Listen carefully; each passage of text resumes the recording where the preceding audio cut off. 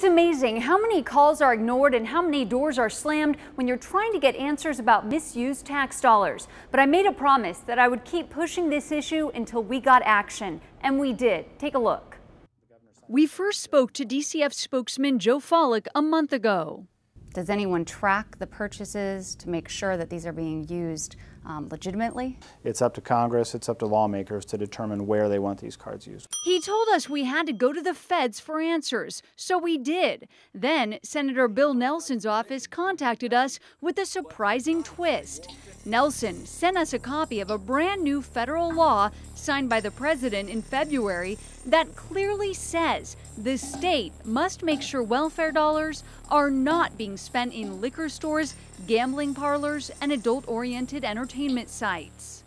So why then did the state send us to the feds? Were Joe Follick and DCF passing the buck, or was the state unaware of the law? We asked Joe Follick to sit down with us again to get this all sorted out, but he refused, sending us an email telling us he was, quote, pretty disappointed in the previous story. We've decided to take a pass on this and any future stories on the topic. Disappointed? So were we. Disappointed that Follick and DCF refused a chance to sit down again and sort this out. So we asked the governor to speak for the state. Why is this going on? They sent our questions to, you guessed it, Joe Follick. He told us to call him directly to discuss the law, but when we asked to record that conversation, he dropped any mention of a phone call.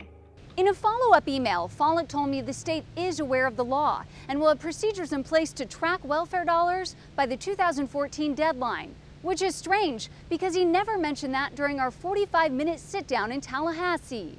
No response from the governor, the runaround from DCF. We started wondering if there was anyone in the state government who actually cared that your money was being misused. And then we sat down with State Senator Audrey Gibson. She told us after seeing our stories, she was waiting for our call. Senator Gibson, what's your reaction after seeing this investigation? Well, on the surface, obviously, it's a bit shocking. Gibson told us she and other state lawmakers are aware of the problem. They're trying to do something about it. Florida State Senator Rhonda Storms introduced legislation during the last session to crack down on welfare spending. It didn't make it through, and part of it, though, was because it was kind of a twofold bill. The bill said you shouldn't use your EBT card in strip clubs, but then it also tried to police what families could buy with their food stamp portion of the card at the grocery store, and it kind of went over the top. We told her that our viewers were passionate about this story, that you want action, so we asked her to make a promise. Will you take this information back to your fellow lawmakers and do something next session? I think we can work together on at least trying to craft a solution.